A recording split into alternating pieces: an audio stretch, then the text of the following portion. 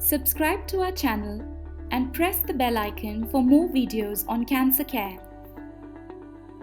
In today's video, we discuss how you can reduce hair loss if you are on chemotherapy. The good news is that it's almost always temporary. There are a few things you can do to reduce the damage to your hair. We have put together a list of things you can do to combat hair loss.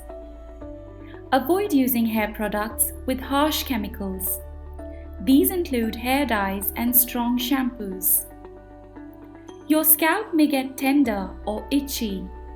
A moisturizing shampoo and scalp massage with a gentle lotion will help. If you prefer, you can wear a wig or a headscarf, which is both a protection to your scalp and also a fashion statement. It's normal to feel anxious or self-conscious about losing your hair.